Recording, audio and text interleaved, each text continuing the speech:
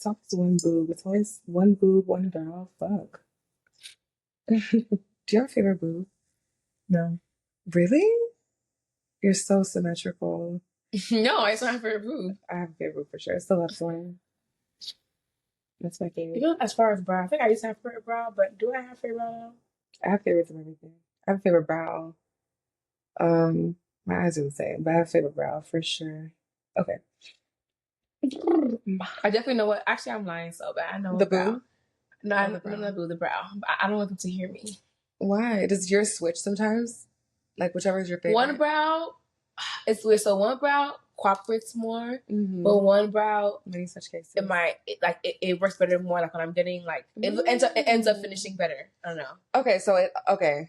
That makes sense. But like the hairs on one are just more fuller, more symmetric. It's just like not going the right direction. The other one is like more difficult. But when I'm doing my makeup though, it's I guess it works out. That's a good balance. I do have a favorite ish brow, I guess, depending. On the thing, I have a favorite brow. Because one is more agreeable. Yeah, there's always a stubborn brow, and Beyonce has that too. Like that sharp brow and the calm one. Yeah. That's really how. Yeah.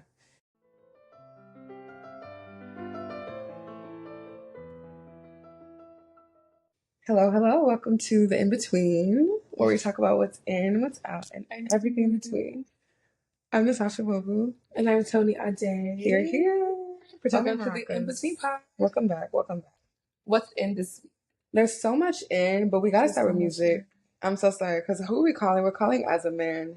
That album, A1, like nothing I've ever heard before. My favorite Rema project, in my opinion, because I've always liked Rema. Yeah, but this is the first project that I loved full. That's so crazy. Raven Roses, even Ravage. Don't get me wrong, I like Rema. He's a great artist, but this album for me was like differently. Oh yeah, booty scratcher.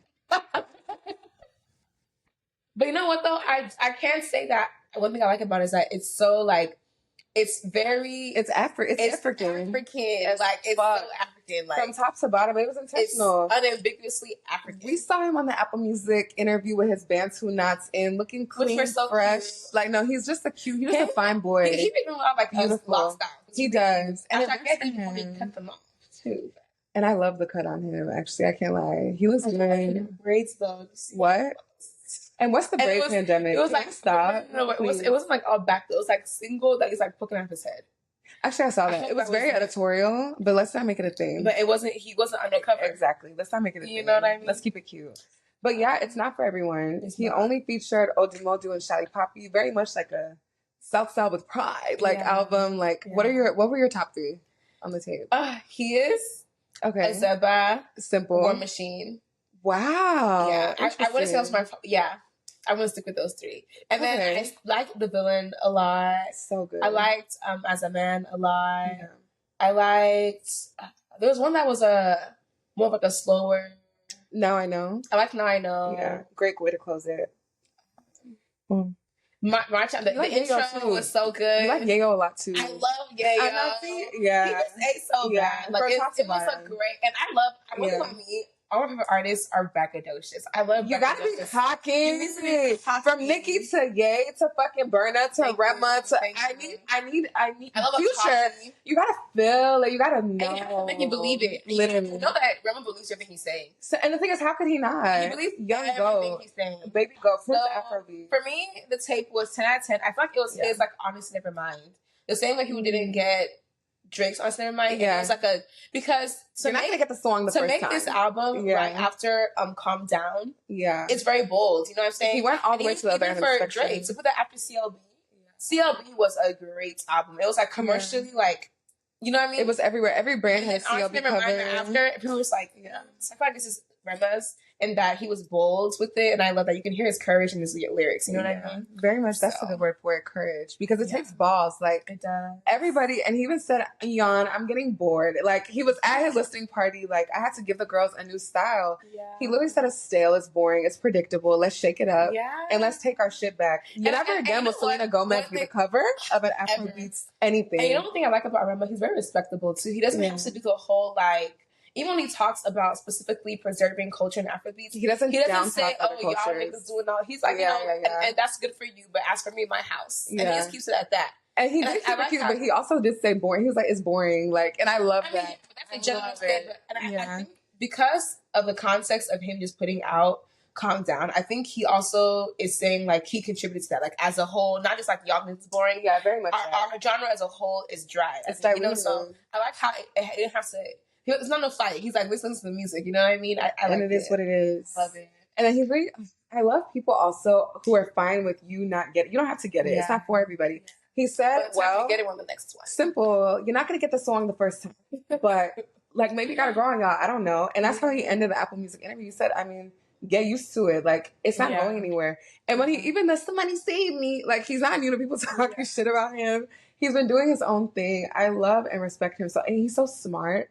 Like my dad loves Rema. Like, loves Rema die. So we're playing a new album in the car. We're just chilling. We love a little listening party. And he just talks about, because he also likes, he loves a good interview, okay? Mm-hmm. And you're just talking about, like, when he listens to him speak, like, he speaks like he's so much older than he is. He's like, he's so wise. He's so focused, very mature. Like, and that's why his peers are 20 years older than him. Yeah. Like, I'm so sorry. He's so different. Even my mom, I love Rema. Everybody and I asked her, I was like, oh, so, like, how'd you got to meet Rema's new stuff? And she's like, oh, that she's like, he's smoking. She's like, send me the song, listen to it and see. Yeah. And she'll listen, and she'll even love it. Like, I don't know. I love it. And it's just so bold, so audacious, and it was so simple. Like, and just the fact that he's always been like Afro rave, always ravers, all that kind of stuff. So the fact that he got to finally like lean into, I love when artists like they're so like confident in themselves and their like music that like it gives them range. Like, you know what I mean? They're not going to try different things, and I'll be good at it. Yeah, he's tried like the Afro pop. Afrofusion, Afrobeat, and nice. Sell that every now he's doing Afro rave. Like I just love the broadening of it while still keeping things like centralized and localized. Like he literally, and that's the thing. Also, I feel like the cockiness and the braggadociousness of this album, and like even him saying, "Yeah, let's bring it back now." It's like this is what he's been working toward. Now that he's achieved this global success, it's like, okay, not only have I earned my spot up here with y'all, I did it from the world, so I don't give a fuck anymore. Like, I can do what I want to do. Like, I earned it. He put the work in. He paid his dues young. And you know what's crazy? Whenever you see, like, the Rema, you realize, like, damn, like... He's been in the game for a minute. I saw a tweet say there was a screenshot of him, because he recently announced that he's going back to Benin to do a special, like, hometown concert, hometown show. And the governor of Edo State was in the video. It was so live. And first of all, he's so everything to me. And he even, like, the visuals, his team was amazing. But, like, someone had tuned a screenshot from 2020 when he was tweeting about how the governor was the first person to bring him out. Like, his last show as an so they've had a relationship 4 years ago, for 8 years. Because he tweeted that in 2020, and he was tweeting about 2016. Wow. So this boy has been putting in work. It's like, honestly, he's a prodigy. Yeah. He's like someone that goes to uni at the age of, like, 8. Like, he's so crazy. What he's doing, I'm so excited for what's next. Yeah. Could you see Rema acting, like, on the big screen? I don't think I've seen enough to know. I feel like he's really theatrical. And, like, I feel like he leans into the persona. Even the smoking. The smoking is for this whole persona he's doing. I think it's real. I think it's real. Method acting. I think it's real. I think it's real to an extent. I don't know. I first thought of method acting, but I think he's... Yeah, because he likes it. I feel like he likes it, but if it didn't suit the image, he wouldn't be doing it. If it didn't suit what he's at right now. If it's the era, but I think the era is what informs. Like it's all in one. I don't know. Like the music's gonna reflect what you're going through. Right now, he's in his punk rock, African rock, bad boy. Like that's what I'm saying though. Phase. I don't think that because he's been smoked weed. Remember, Ben loved a good joint, but the cigarette thing is no. Because to even say specific like he's now smoking. He was known to not really do too much. He was known not to smoke cigarettes. Rema has talked about weed before in other songs. Yeah, I haven't ever seen Rema openly smoking before this era. Not openly, and that's what I'm saying. The openly smoking is different, especially the cigarette. He's talked about it before, but like the image is kind of I don't know. I feel like he's leaning into it now because of this bad boy fuck the world thing. Like, I don't know. I feel like it's kind of curated. Okay. It seems... Even the video. 2 in 1 then, because it seems like but I think he genuinely does, like, enjoy. What did you think about the Cardi comparisons? Like, when the Hehehe single leaked and then now? Like, did your opinion change? Oh, yeah, because when it first leaked, I was like, oh my gosh, Cardi's influence. He sounds just like, Cardi on his most recent features. But then when I heard the full album, I was like, oh... We African. I'm sorry. I'm sorry. Okay. You're just like, and I love that. I love, because the impulse is there. If you heard it, you heard it. It's still there, but I like how he made it himself. It's not like a thing where like, he's biting. Because I can't lie, once the full project dropped, he was even overshadowed by other projects to me. Like, the other ones are just so, like, that one was just, I feel like it was an attention grabber, but the other ones are just so much even, like, better to me. And they make that it's cohesive. You know what I mean? It's not the standout single in that it has its own, it doesn't set the tone for the whole album anyway. Yeah. So the album's, like, uniquely Rema. It doesn't give, like, anybody else. Like, after it dropped, I didn't think about that again. So for me, the music, like, when the single first dropped, like, I heard the comparisons. Okay, cool. Yeah. I knew whatever, first of all, I loved it. And I knew whatever, we're going to be eating good, whatever it is. But then for me, it's not so much the music as it is like the aesthetics. Yeah. Rema's always done like you said, he's been a raver, he's been a whatever. But the comparisons for me, it's just interesting to see him. And he still makes it his own because he's in these fits that are reminiscent of opium. Let's be real. Like the whole, like, even the way he shot the music videos, the night mode, the black, Batman. It reminds me of when Cardi came back with those 3 singles. And he was doing his... And it's his squad behind him. It's his exactly. When has Rema ever done that in a video? And like, I think it's like so interesting to me because there's like a kind of duality because like he is reclaiming the sound. He is taking it back. But then aesthetically, and I've seen a lot of discourse about how like if you put an African artist next to a Black American artist, you can't tell the difference. Yeah. So I don't know. I feel like it's all like but I think that's just a matter of also globalization and like cultural, like, I don't know if it's like fission or fusion or what the term is. Yeah. But like now that everything is turned into one big, sandwich of things, like even outside of the personas that rappers put on a regular, even within America. Yeah. I know people talk about how like sometimes trends are now, because trends, when the whole fast fashion topic was like really starting to like, get wind. People were saying how it's knowing how you can't tell someone is from this part of America based on how they dress anymore because everyone's just the same. I think it reflects in everything now. Like, and I feel like, dang, if you think about it, what is an African way of dressing? But the thing is, I think that's kind of that's a good question. And I feel like it's kind of like so far gone that like, I can't even imagine, like obviously we all have our cultural wear, but like, as far as like casual wear, it feels like everyone's casual wear is like, I don't know, like it meets in the middle in a way. Yeah. Mm-hmm. You know what I mean? I think I agree with that, but like this whole aesthetic conversation, I feel like it's been recurring for a couple of years. Because remember when it was like an Alta thing, like y'all are doing up Alta, but like this is how they were dressing in like Y2K. And it's like, okay, like you said, like what is like a cyclical thing? Yeah, exactly. Yeah. So like we're just doing what they did before. Yeah, because even when you look at like old Nollywood aesthetic, old Nollywood aesthetic is the same aesthetic as how people dress now. And also that's how people also dress overseas too. Yeah. And it's crazy whenever you see like pictures of like people like Iran, 19s, whatever the hell. They look like people dressed in America. Like the fashion was the fashion, the drip was the drip. Yeah. So it's like, I don't know. So I definitely do agree with the whole like, because even like, I think I mentioned the TikTok the other day. That's like when I walk into your place, I want to know African looks to me. I want to know. I don't think it's just even like fashion. I think it's extends past fashion, but like, but even like, I think we talked about a few episodes ago, like whenever Hailey Bieber got popped with that whole like lip liner thing, they're like, oh, you're copying Mexican cholas. And we know like even all the time with the Kardashians, people like get on them like, oh, black hair, stuff like that. Yeah. So how do you feel about that now that like, I mean, we're in a place where things kind of just do overlap and like things become a trend and become mainstream. So how do you feel like, or how do you feel we can balance, I should say, the cultural, because like you said, it is a kind of duality with Rema as far as like one side of you and that's kind of where I was even going, pause, Burna Boy, the big hats, the Kangol, he has like 20 Kangos. Yeah. And the big Tims in Lagos. But that's what makes me like, it's interesting to me because what could that look like so stylistically? Exactly. What could that look like stylistically? As we're reclaiming music, do you think that's going to reflect in fashion? Like, do you think fashion's going to change? I'm trying to think, like, what though is, like, what does it look like? But I don't know. Look like, do you think that could happen though? Because this whole reclamation, Rema's kind of started something. People are like rapping on like beats that are more 2015 now. Twist, the band, exactly. Throwing it back. So like, that's already started. The zeitgeist has shifted. Yeah. So I just wonder what that looks like look-wise. Because the hairstyles, he's very Ado, very proudly Ado. But it's like, okay.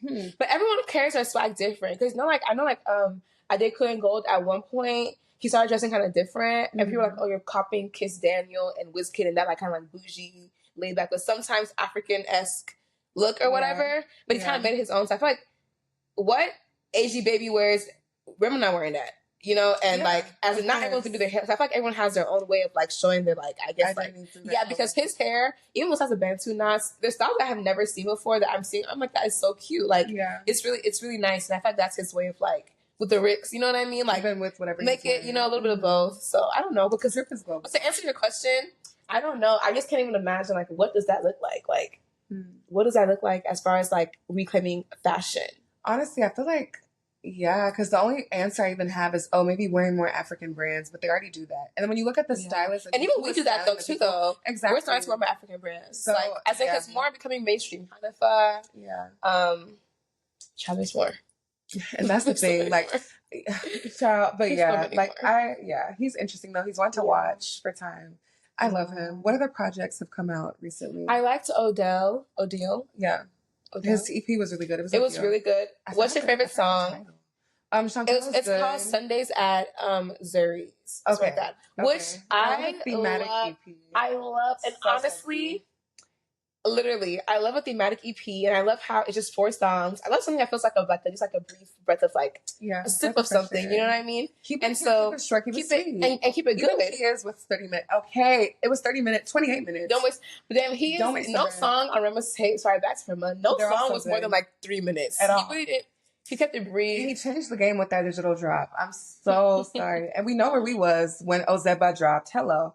I didn't even say my favorite. Oh, you didn't say your Ozeba as a man. And the third one, oh my God. It toggles. It flips back and forth between Villain and Egungun. People be talking about like Ozeba's Fiend. The way Egungun's beat, that could be Fiend, I swear. The way it starts.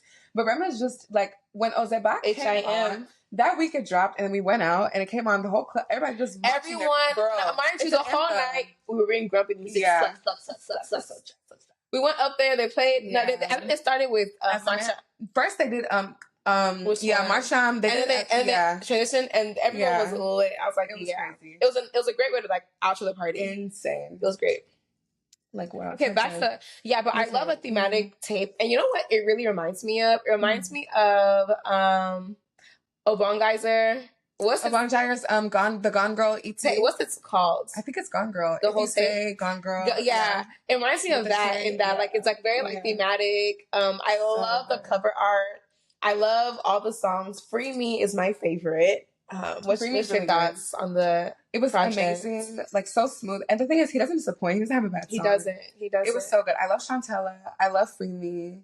There's a couple others I can't. Where's even my So was really good. So's good. It's a vibe. I think I added every song on the EP. I literally added every song on the EP. Like that. At first, I only added Free Me, and then I find myself listening to the full tape anyway. I'm like, let me just add this whole thing. It's so good. And this like, what was the song before this one? There was like a very popular song of his that kind of like Gaslight 101. Okay, that was PDF is really good. Was it? Oh, Coffee. I Don't Read Signs. Well, that's the one that makes sense. I loved that one. That's how I discovered him. I love that. And to find out he's 23 is crazy. That face. There's something in the food. Everyone is so much more talented, or maybe people are so much more confident, younger, or I don't know what it is because talent, but the boldness, yes, hormones in the food, but also I don't even the way it's actually crazy. You really have to start checking IDs now. I'm so sorry. You got to be this old to ride this ride. Oh, yeah. Because young niggas really be, I can't even at the airport, at the park. They be on. And they're even low-key more audacious. Yes. They be so cocky with it. They be running y'all grown niggas. have to, you know. She said catch up. I'm actually screaming, go down. But Victony's album, I Can't Lie, Stubborn. It was great. You finished it. Or you went back the whole thing always. Yeah, I always liked it. I just loved those 2-3 songs the most. So 2-3 is just blowing my mind. No, it was a good project, really. Okay. Like, I'm telling you. I loved Risk. I loved Risk, Colomental, Pier 40. Don't Be Silly, Pier 46. There's one more I loved. No, the album was really good. Victony's voice, he's just everything to me. Like, he's so... Anita, like his voice. Street Effect, Ludo with Shally Poppy. And I will say, okay, I love Slow Down with Tizo Touchdown. I love Slow Down. Good. But I will say, kind of like, in line with Rema, I think that Victony is someone who, and I will say he experiments a lot, but his music does, I think, sound distinctly African a lot of times. Like, even though he does do a lot of like foreign collabs and he does like R&B, it's still very much Afro R&B. Very, I love it. very evil. I like his music a lot. What? Especially now I'm back in my, I'm actually excited. I'm re-enrolled in my Evo lessons. Ooh. Class tomorrow. Bright and early. I'm so glad you know. No problem. Okay. She's so namaste. Onisha Aka. You know a lot of words. Girl. I don't know. I'm learning a little stuff. So. I love it. But I love Victony so much. That's my little brother, little cousin in my heart. How old is he? He's your little brother? He looks like a small boy, no? No shit. I think Victony is probably, well, I don't know. Let's see. You never know nowadays. You actually never know. And that's why I'm checking IDs. I'm checking IDs. Y'all need to stop. How would I guess Victony is? Oh, he's 23. Yeah. Oh, wow. These young niggas are on top. I can't lie. They're doing well. Rema, Victony, Odeal. Even the young girls too. Ira, Tyla. Young and lit. What else? What else have I listened to? I love them. Let me see. What else is new for me? Olamide's album. You know I love Olamide. His album was so good. Machiavelli and Uptown Disco are my favorite songs. This feels hard. I don't think I've heard of it. Really? It's so good. Oh my god, you're gonna love it. I'm playing for you after. Olamide is actually very loud. And he does everything with grace. Like he's not washed. And he don't move like an idiot. Like I like someone who respects and knows themselves. Yeah. And I just love, and you know what's crazy to me? I was saying this the other day. I feel like honestly, it's really true, that saying that goes like the true test of like a leader is someone who can produce another one of them. Yeah. I feel like Lil Wayne, and what a blessing to have grown up in the Lil Wayne era. We grew up when Lil Wayne was like, Godfather. You know what I'm saying? And then we watched YMCMB was like and the way those two, Drake and Nicki's trajectory from like Lil Wayne's kids. But look at that. Drake and Nicki cannot produce themselves. No. It's really crazy. Olamide though, what he's done. We have real legends. We have real legends. Everyone. There's never going to be another. We're living in current history. Yeah. Like that's to be able to mentor so closely and pass the baton. Yeah. It's not easy. It's not simple. It's not, because Nicki and Drake are the biggest artists like in the world. They can't. And honestly, and it's damn near like on one side they both have labels who are just funny, you know. Yeah. On the other side, who can master talent? And that's really who could be the next Drake? Who could be the next? But damn, y'all should have stuck. Like I feel like Lil Wayne, relatively early in his career, he was a father to them. And but you know, Birdman, wasn't he around Wayne from like 14 though? Yeah, when he was even younger than that. Nicki and Drake were around Wayne that young. No, not that young, but he was young when he started mentoring them. Is what I'm saying. Drake and Nicki did not start early enough. Like I feel like y'all could have because there's talent in this world, bro. And also, I think another part of it too, though, is that oh my gosh. Okay, so Natasha and I both love a good video essay. Mm-hmm. I watched one about this. He was talking about how Drake changed hip hop. I think it was talking how Drake ruined hip hop. He doesn't like Drake. I like Drake, so whatever. But what he was saying was true as far as like Drake's impact on the music industry. When Drake came in, now sing-song rap kind of came in, and it changed R&B and it changed rap, and it made in the middle. Mm-hmm. So I do think that kind of contributes to like the soundscape changing. Makes it harder because now they're competing with so many other genres. As far as Lil Wayne was just like rapper, yeah, and he was featured on people like you know, like Jay-Z and Coldplay, all that kind of stuff. Like they're gonna have like cross genre collabs. But I feel like once you open up the genre that way, how's he gonna mentor someone he's competing with at the same time? There's more volume, exactly. Yeah. And same thing with Nicki. It's kind of hard for her to show. Be cool, the rapper, a rap girl for a little bit, have a song with all of them, and then be beefed up with all of them. It's even worse for women, so it's even worse for her. It's even worse. And Drake's thing, though, Drake discovers talent. He discovers talent, but then he almost like smothers it. Like he gives them the cosign, but then they all die. Charges up, and then The Weeknd is the biggest artist that's ever worked kind of under Drake, and that's because he left Drake alone. He had to branch out. He has to actively upset about it to this day, to this minute, to this day. And Drake is so upset about it. He got out from the OVO dungeon, and even then. What's crazy is even though whenever OVO EXO was a thing, their music was very similar when Pass the Balloons, Take Care. But as their careers have progressed, they found their own sounds. Y'all not even really competing with each other like that for real. Like you're a rapper, we can't even rap. We won't think like you won't replace Drake's slot on like a festival lineup. Y'all aren't on the same. It's not the same category. Yeah, it's even crazy because one tape that I've listened to, I'm kind of late, is PND. You're actually so annoying.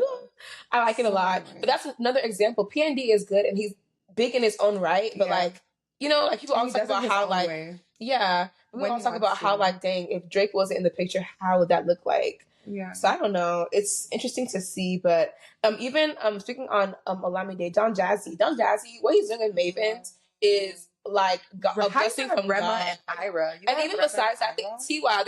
They have like a new school. This is a new school of them. And even outside of Ira and Rema, they have so many artists that are really, really good and have like chart topping, you know what I mean? Like it's really great to see people that can pass the baton, because sometimes it's a skill. It's like, dang, where's music go? At least we know afrobeats is in good hands. Yeah. Because rap isn't right now. It hasn't been for a long time. It hasn't been for a minute. Who we got, Miss Poopy?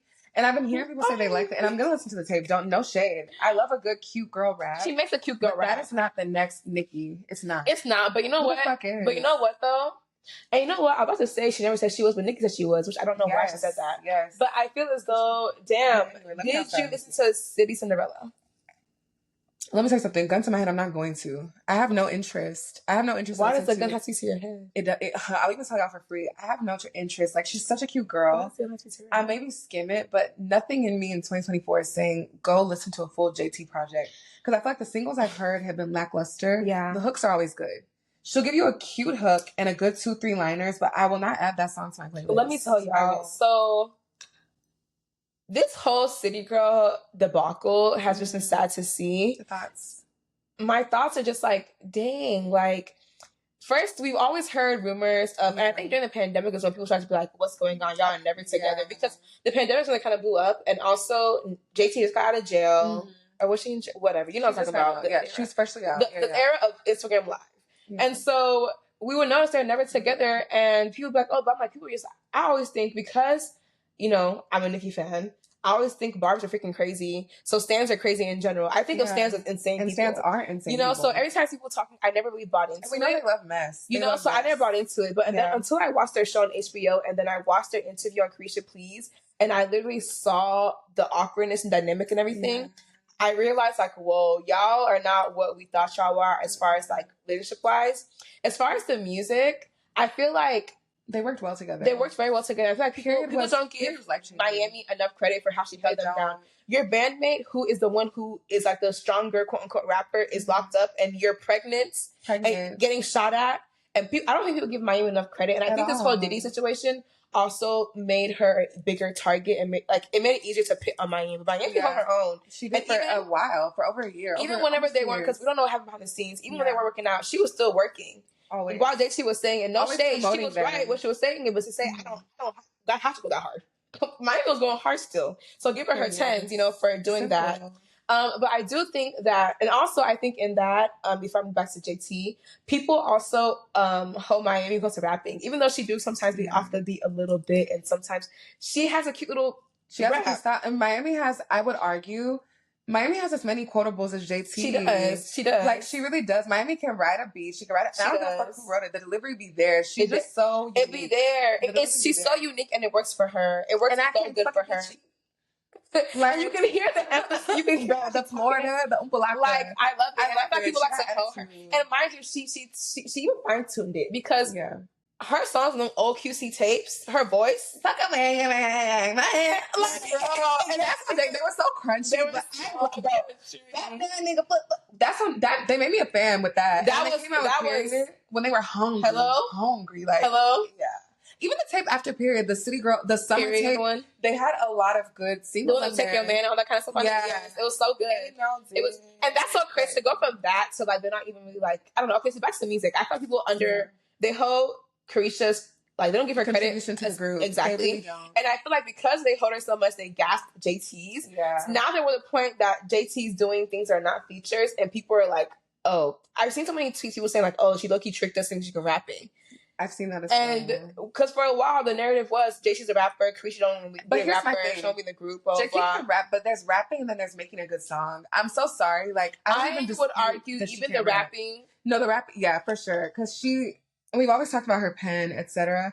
And it is, the hook be there, the whole song, I can't do anything with that. So I get that, but also I feel like she also can't make a song that I want to download. Yeah. Someone literally said that her songs sound like a bunch of features put together.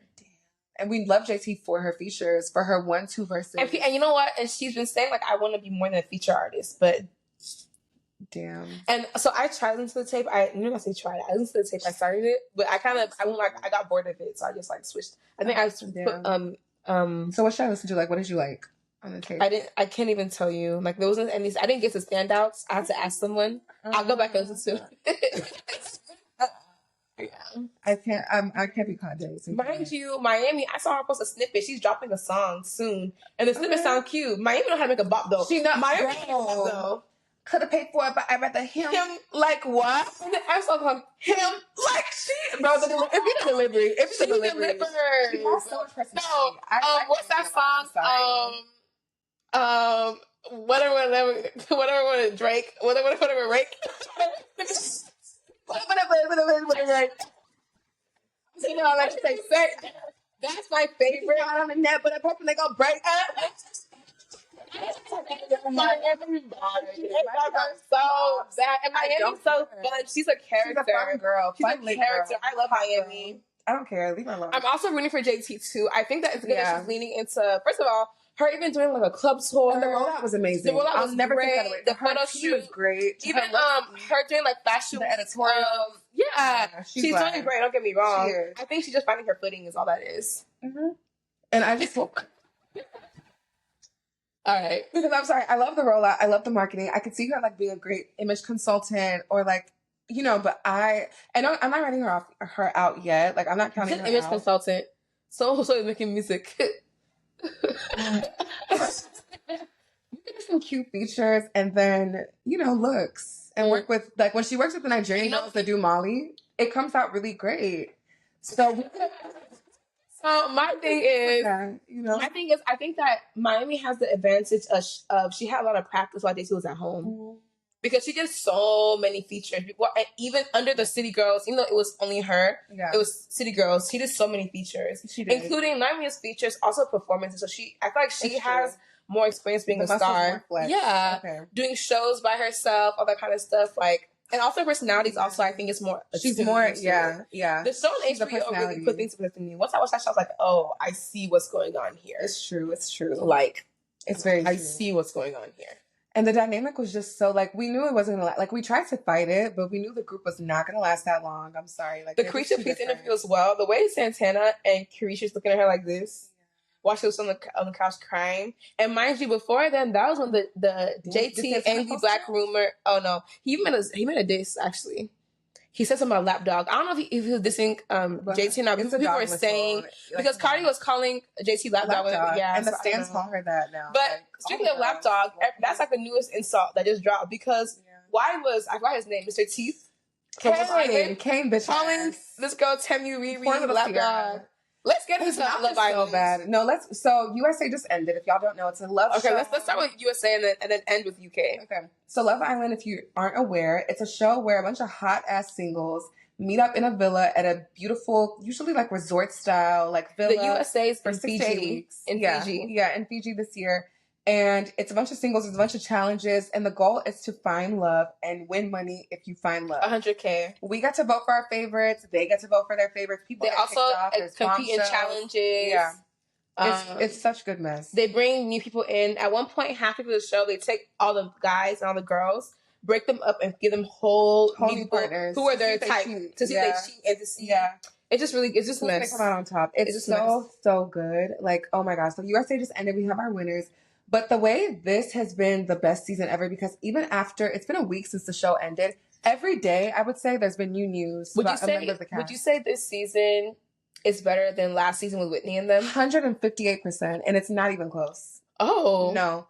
Tony, how is the NFL commenting under each individual? How are they getting sponsored trips to Universal? How are all these podcasts jumping on them? It never gets they're begging for it. They're on and this show, the casting...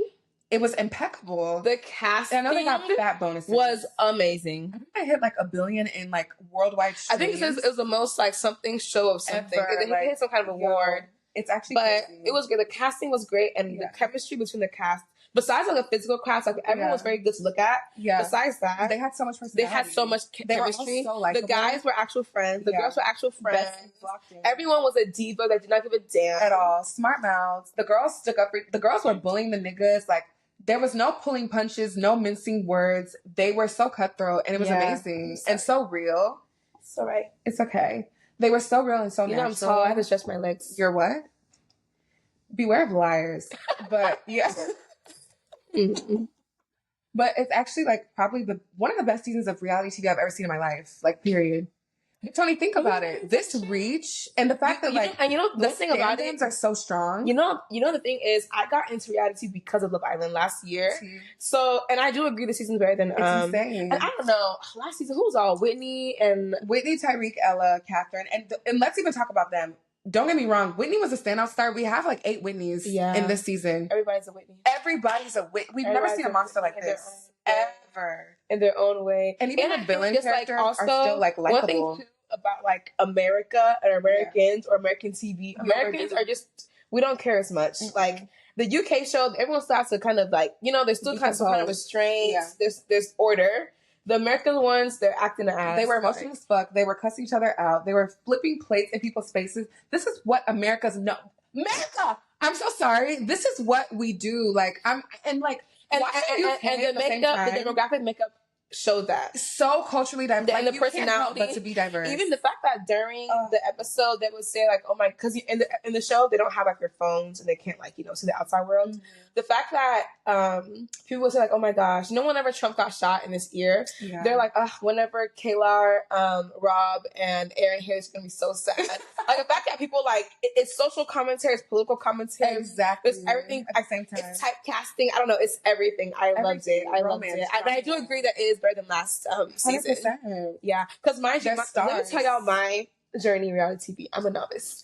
Okay. Love Island last year. And then I watched Love is Blind. Love is the one that started this year with Chelsea. Yep. Crazy. And then I watched Ultimatum South Africa. Yeah, we've actually had a great year for reality TV. Great year, and then Love Island. And between them, I've watched a little bit of like Selling Manhattan, like those reality TV reality estate ones. Like Sprinkles. And then I've watched a little bit of like Married to Medicine, all that kind of stuff. But reality TV is best when it's in real time, like Love Island. Absolutely. Because, and I like how we can interact like with the show. We can vote. It makes it blow up. And also what people what they vote matters. Like you can actually vote off the show. You know what I mean? Like that's cool to me. Like that's what they said. Me knowing that I contributed in getting these people. It was like that Drewski skit of the Forex. Me knowing that I contributed to kicking Aaron and Rob out of my villa. And I'm so sorry. Everyone kept saying get them out of my villa. And the thing is, it felt so personal. I'm sorry. Maybe it's because it's USA and we could vote. But this year, I'm like, and the thing is also, they were just so likable. You felt like you knew them. And also, they're from our city. Like, one of the girls, the winner, went to our university. UTSA. Go run it. Serena, call us. Get on the pod. But no, that... Get on the pod. Come road run this way. Okay? Hello. But, like, the fact that there were stand-ups, like, I even joined a few communities. I joined, like, the Love Island community. Oh, on Twitter? I want Serena. And the tweets were hilarious. Like, everything is so hilarious. That. That's so funny. Stands make everything. Stands are crazy, but they make everything better. And in America, one thing we can do, because we're about overconsumption, we know how to stand. Oh, and guess what? The Olympics are starting. Oh, they already started yesterday. Ultimate Standship. I can't wait. USA. You know what? I think I need to look at the schedule because how does everyone even keep up with like? It's a lot. It's a lot. It's like 24 hours. And it's in Francis too. And even like I started seeing the rollout for things. I'm like, I didn't since when does the Olympics have a red carpet? What's going on? Like crazy. And this year I feel like because the world is so like it's like not at a precipice, but also in every country shit is going crazy. Yeah. I feel like this Olympics is gonna be even more things are gonna happen. Already somebody got disqualified for whipping her horse. It was like this German, some kind of German lady who competes in like dressage, which is like horseback riding and stuff, doing tricks and stuff. A video was leaked of her. They said that she was whipping it like an elephant in the circus, like whipping the fuck out of the horse. She's already disqualified. Elephant in the circus is hilarious. This justice for the elephants. Like an elephant in the circus. That's so crazy. Free them. But I feel like honestly, reality TV is so good because life feels like reality TV right now. Kamala and it. What is? How can no? We're not going back. We're not going back. And she went like the giggle after she knew she ate that. Kama's laugh is contagious. I must say that's a major life is reality TV because here's a major leg up. Don't let it go over your head. Walk with me. I'm at work watching Love Island. Ooh, don't fire me. I'm at work. And I'm with my good buddy. One of my coworkers. You need to do that. Future coworkers. That was like a one-time thing. Yeah, it was lunch actually. Simple. So it's a cute lunch. And I'm watching Love Island, and I get a little phone alert. I'm like, huh? Apple News. Joe Biden has officially dropped out of the. Hey, I said, are you lying? And then a little bit later, Joe Biden is officially endorsing Kamala. I said, what is actually going on? And what's crazy is we were just talking, it was like last week. Go streaming. And we're saying how it's just so crazy how if that's what they're going to do, we would hope that they wouldn't have waited this long. And they did exactly that. They did that to the team. However, it's low-key working. People are low-key, like, people are feeling Kamala. I didn't know they're going to feel Kamala how they're feeling her. But you know what? I knew that, because the thing is, and we said it. She has aura. Gen Z's like her because she's memeable. She's memeable as hell. She's permanently laughing at something, like she's. And you know, someone who is so thickly and infectious, like you know what I mean? Like even the video of her, like little things she does, like character, like you just stuff the turkey, you want to marinate it, you think you felt the coconut? In the context of all that has been and all that is to come. Ooh. But yeah, so I don't know. Like life feels like it's not even real right now. Everything is crazy. There's a different news story every day. There was actually one that just came out about this lady called Ballerina Farm. Okay, do you want to give them a brief synopsis? Like, what's her tea? Let me give y'all the tea. Mm-hmm. So, Mormon. Okay. White. Leaves home at 17. Mm-hmm. Female. Leaves home at 17. She's a dancer, does ballet. She came from like a Mormon family, by the way. Mm-hmm. And it was a big family. So she leaves home at 17. She goes to New York and she wants to dance or whatever. She meets this guy. She meets this guy at school before Juilliard. So she meets this guy at school, and then they're introduced via friends. He likes her, and day one he's like, "I want to marry this woman," and she's like, "Yeah, I know." So eventually they're like friends, but like cordially in passing. So one day she's flying between cities or whatever on JetBlue. And he so happens to be the heir to the JetBlue empire. So the guy, obviously that's his daddy's airline. Mm-hmm. He gets a seat next to her. They hit it off, and then boom, they fall in love. She's about to start school in Juilliard, and they're both in New York. And he's like, "No, we need to get married like ASAP." And she's like, "No, let's wait a month or two. Let's wait a year or two." And he's like, "No, we're getting married ASAP." And so they get married ASAP. And so a theme that continues. He does what he like. What she wants doesn't matter. So he moves them into an apartment in Manhattan, living together. But within like a month or two of marriage, they have a baby. And she got married at, I think she was early 20s. Mm-hmm. So fast forward, she's now 34, he's 35. They have 8 kids. Each kid is about a year in gap, the oldest being 12 and the youngest being 6 months. And so the way they live, basically they live in Utah on a big farm. She takes care of all the kids. She runs a farm. She's also an influencer. She has about 8 million followers on TikTok, about like 9 million on Instagram. And she also competes in pageants and all that kind of stuff. Mm-hmm. So recently, and she also is one of those people like Nara Smith. Like she's like Nara Smith's OG. Tradwife. So like she not only does she farm, she lives off the food she farms. So everything from like the scratches of scratch, like for her and her 8 kids, like tradwife, like, or not, let me not, let's get into the tradwife stuff later. But basically she lives off the farm, makes everything from scratch. It's like, does like a super mom. I don't take pain medicine for my births, at home births, type of thing. They don't really talk about Mormonism on their channel, but they are, openly like that's their religion or whatever. And she does always wear like very Little House on the Prairie type of vibes. The kids, actually all the kids are allowed to watch, which is insane. And the kids don't like have any outside like YouTube. They get a more kind of stuff. Schooled education. Yeah, they don't have iPads. They don't watch TV. So a few days ago, it was her birthday, and she's been talking on TikTok about how she wants to go to Greece so bad. Mind you, they're rich. She on her own pulls money because she's an influencer, but he is an heir to a popular airline, so they have like they're billionaires.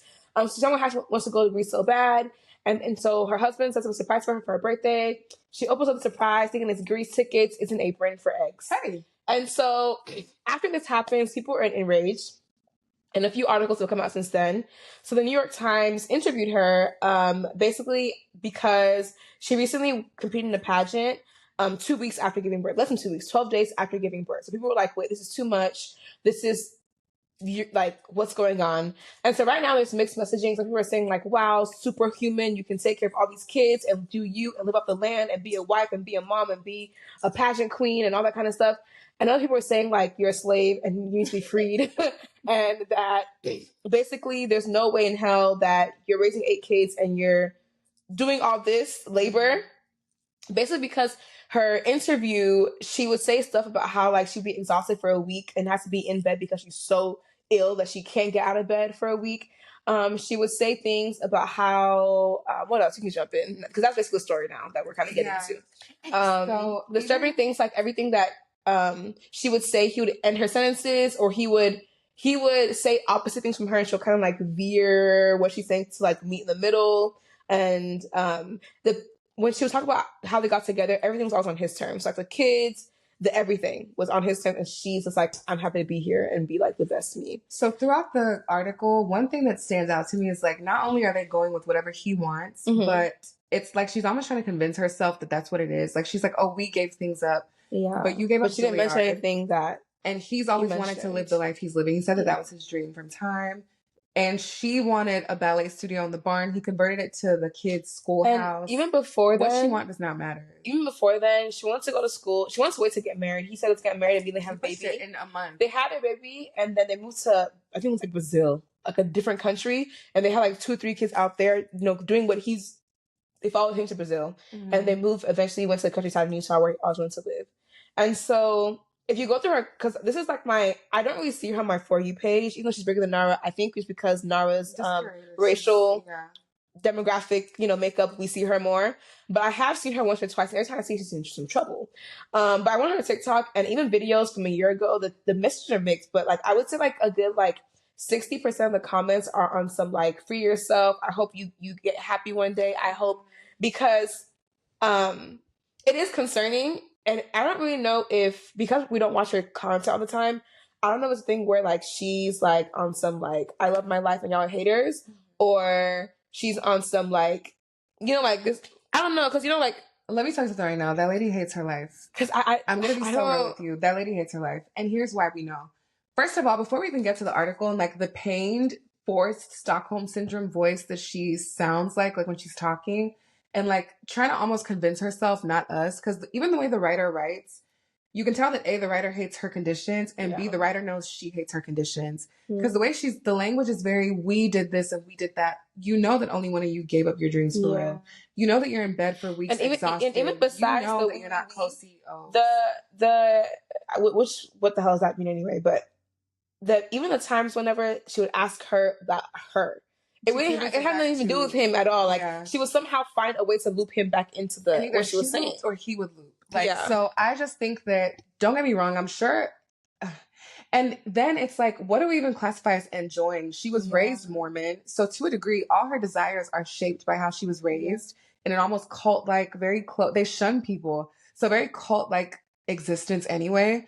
So who's to know how much her desires are even her own? So I think a part of her does like it, but you have to hate your life to a degree. You can't have a nanny. I guess what you want does they not don't do nannies. That's what I keep going back to. I keep watching, like, when I look at the pictures and the articles I read, I just keep staring at the picture. You know how many kids? 8 kids. That's 10 bodies. 8 kids. At all times. And no break in between to get your body back. You're not just exhausted because of like the physical toll 8 kids in a farm takes on you. You're exhausted because you've exhausted your physical and biological resources to have 8 children. 8 children. That's not a small thing, especially now with all the hormones in our milk, and we live in America. Our food sucks. She drinks raw We're milk. not built to and that's have another thing 8 kids too. now. And that's one thing too. Okay, the part of the article where like, you know, because she's a pageant, you know, like pageant queens, they have to answer questions. A lot of times her answers, they said it would lean towards like, oh, medicine is bad. It gave very much like, the kids are homeschooled. They're probably not vaccinated. Yeah. So that's why I was saying like this whole like tradwife thing, like you said, like I think her upbringing is going to tell her like, oh, this is like, you know, because I think because obviously she reads the comments, and in the interview they asked her like, oh,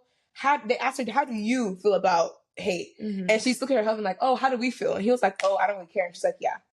And here's my thing. So that whole thing, even when like the interviewer asked her specifically, and she marks that again, how like, okay, y'all have a 15-seater bus. Are y'all going to fill it up with more kids?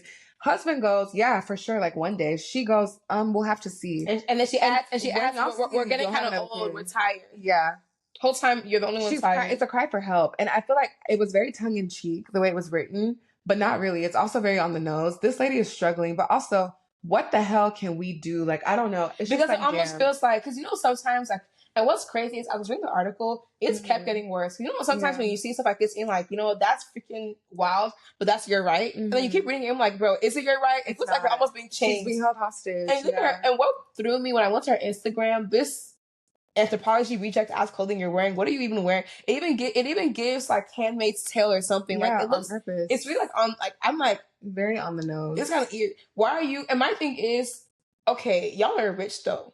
Extremely. What do you have against giving, like, why no nanny? Like, why, what makes it so evil? You know what I mean? Like, what's so, like, like, 8 kids is so many kids. It's a mental disorder. He thinks that he's achieving Utah Mormon heaven on earth. Like, that is their goal. Like, their whole thing. That's why they all have that mentality. He's just doing it this big because he can. He's a billionaire.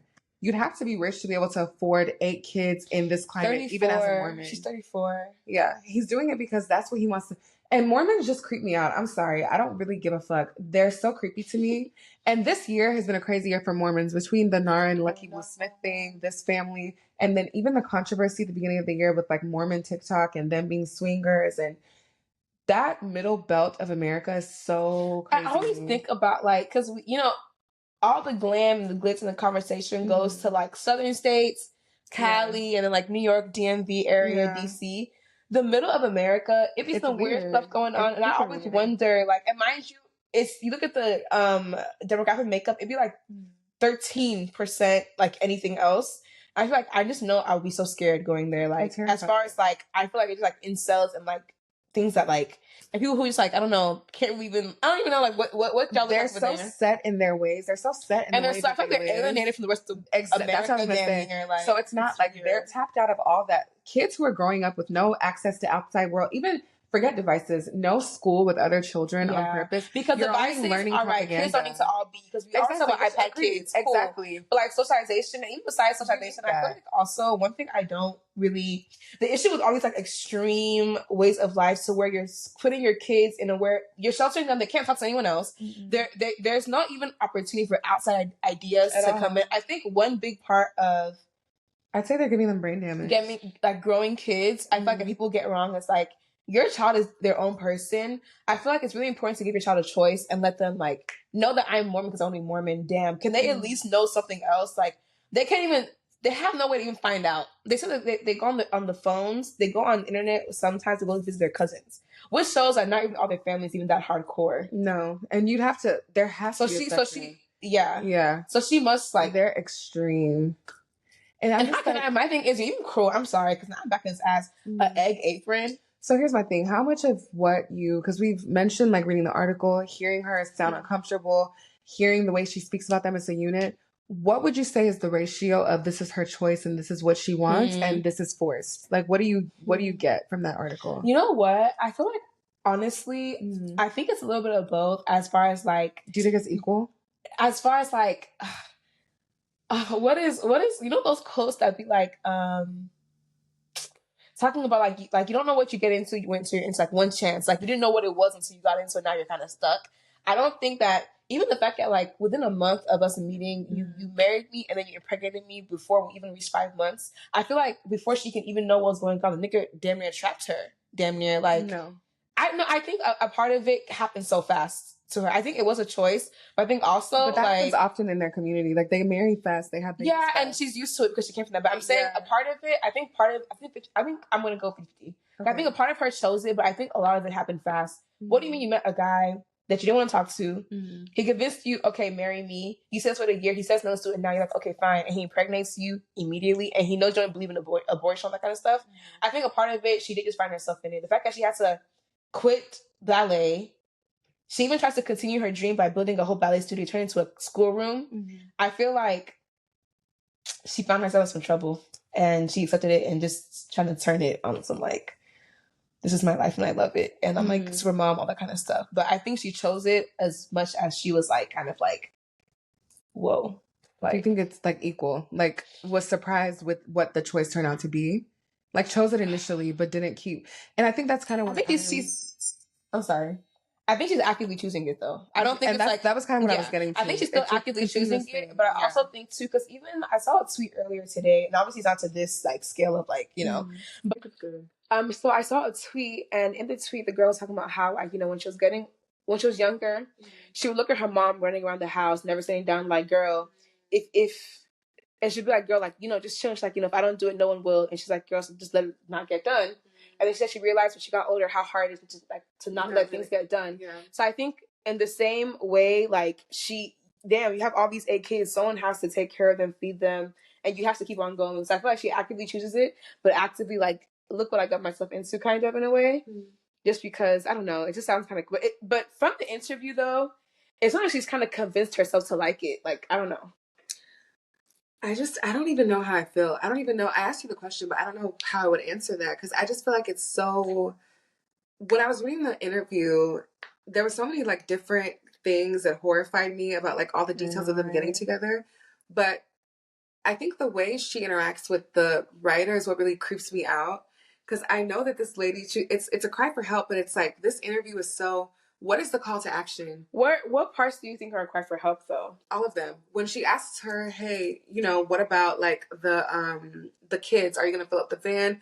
And she's like, we're tired. We're getting older now. It's like she's like trying to ask him something as we're listening, and he's not getting it. Or even just to relate to us, like, I'm tired. There's no words. Yeah, she's tired. Yeah, she's I see that, but I don't know if I say it's also a cry for, I don't know. I have a lot of mixed feelings. Like you said, like I don't even know how to feel because, like I told you when I was first reading it, I was like, you know, because end of the day, because even in the article, she made a point to say that I don't say I'm a tradwife, I don't say I'm a feminist, I don't label myself, and I think we talked about that a while ago about how much labels really can like become a box or whatever. She did not say she's a tradwife, even though she does fall into the category of tradwife. I feel like the fact that she's even like distancing herself from certain things shows that she don't have a problem with it, like how y'all are saying, like, you know what I mean? Like, I don't know. I don't feel like it's fully like on some like I hate my life, please free me. Like it doesn't. But I don't think it doesn't give me that fully one thing. But there were cries for help in that article, like the same way she was talking about. Oh, like so this is I don't know the van question. I think it was article. I think it was the responses were funny, but I don't think it was a cry for help that response specifically. Having such a disparate view on more kids from your husband after you've already had 8 kids, it's crazy. And someone's asking you how you feel, and you're saying how you feel, and it's so opposite. And every other decision has been what he wants over what he wants. And you know how people are going to read this. I don't see. But I'm saying we see it as a cry for help. But I'm saying, do you think that she's like crazy? Because okay, so then we're saying she's continuously choosing it. She knows that what it is. It is. So you have to know. So then, which one do you think it's more of then? I don't think that I don't think they're like one or the other. Yeah, I don't think so. Because I feel like you said, she's in it, and what can she do? She doesn't believe in abortion and make it dress it up. Exactly, but at the same time, I think that this is kind of because a lot of these kinds of content creators kind of go under fire for promoting a lifestyle or like showing like making it desirable. Because to do content, it has to be palatable. People have to like it. So a lot of them get under fire for like, oh, this is what you're promoting. You have a huge audience.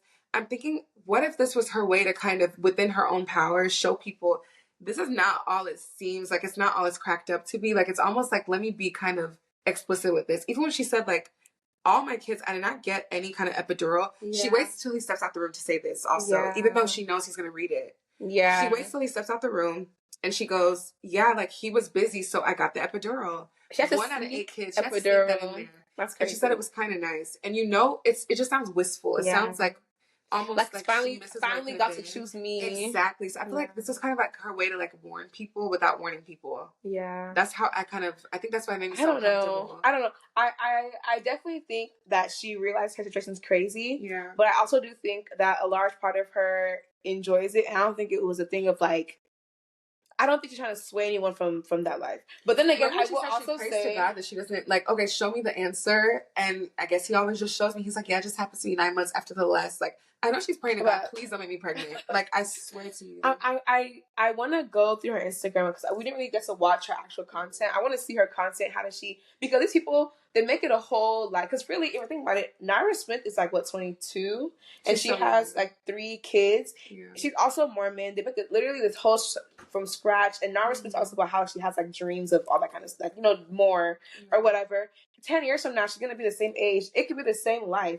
I wouldn't say that it's a whole thing where, like, I mean, like, you can wake up one day like, oh my gosh, look what I'm in. But at the same time, too, the vibe I got from looking at her TikTok briefly and all that kind of stuff, I think that we think it's more bad than she does, is what I'm trying to say. Like, I don't think she's on some, like, save me. I think she thinks like, okay, it's a little funny, but I don't know.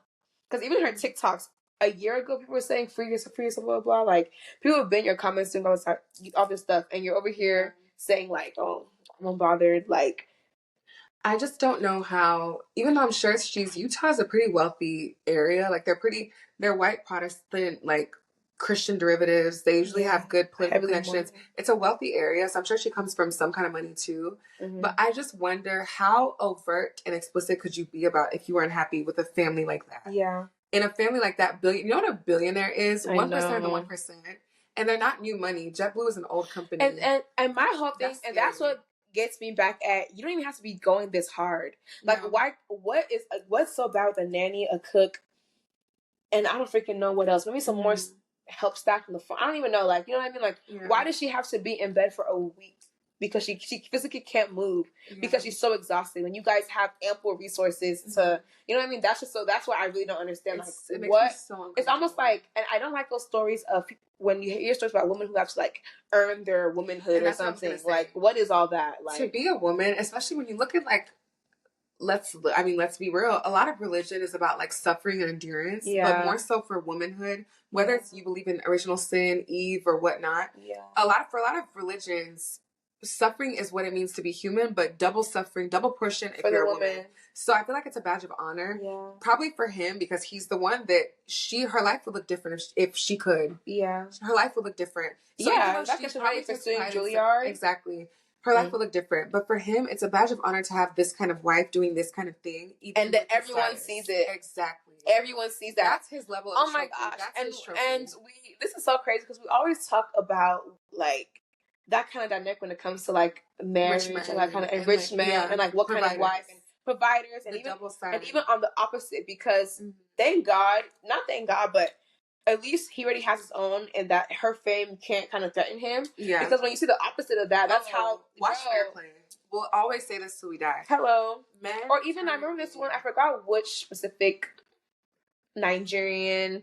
I just know it's a rich Nigerian. I think she's like a professional, but she was a celebrity professional type of thing. Like people who like rank high in their corporate career and like professional woman, like, you know, a personality as well. And they said they should always make a really big show of like cooking for her man, attending to my man, blah, blah, blah, because they're like, that she knows that if anything happens, they're going to say it's because you have learned more than your husband, that you didn't know how to respect him. And then as soon as that happened, they broke up. That's what happened to her. And it's like, you can't even like fight you can't escape it. And especially how women have to earn their womanhood by playing less. And I'm so and what's crazy is it's 2024. You have to go to the program. How do you have all that money and we can't have a nanny? Not even. And the kids you must be yourself. She said, I can't get out of bed weeks with the S. And that's why I said, in a way, she's choosing it. Because you trapped me 8 times. We don't believe in abortion. All that is fine. We're getting a nanny. We're going to have a nanny per 2 kids. I want a masseuse in the house. I want all that. We have ample resources. Why am I wearing Urban Outfitters from 2008? Making bread from scratch, like, what is that about? And honestly, if you enjoy it, that's cool, but like, you don't have to be cooking from scratch is one thing.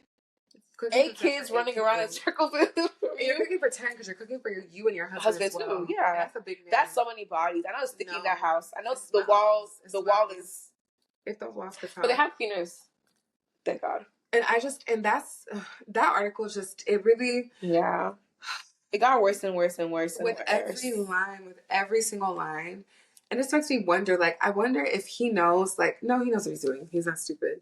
I don't know. I think a large part of themselves have convinced themselves that, I think they truly believe that they love their life. I do believe that. I think one does more than the other. I agree with that. I definitely think one is benefiting more. Why would he love his life more? But I do think that, because I'm going to write something right now. I don't think she's ever commented. And in fact, like, the interview and none of it, even though there's some kind of weird things, and the writer that wrote it, she didn't hide her bias. Like, she was very clear that she didn't like that husband at all. So that within the interview, like, it was very, very she was saying it during the interview too, damn near. And there's been a lot of discourse since this. And honestly, there's really 2 Americas, and people say this every time there's like news about like a white celebrity or influencer that nobody knew about. I did not know who this woman was until this week because of the articles and the discourse. Most times she had almost 8 million TikTok followers. Yeah, double Nars. Okay, but I will say when it comes to all this kind of stuff about pushing this and that, I don't really like that narrative. I feel like nowadays people are online showing themselves. If that's what her life is, I don't think it's always fair to say someone's pushing certain kind of like, because anything that anyone posts is, or you're pushing a gay agenda, you're pushing tradwife, or you're pushing that, but like they're just doing them.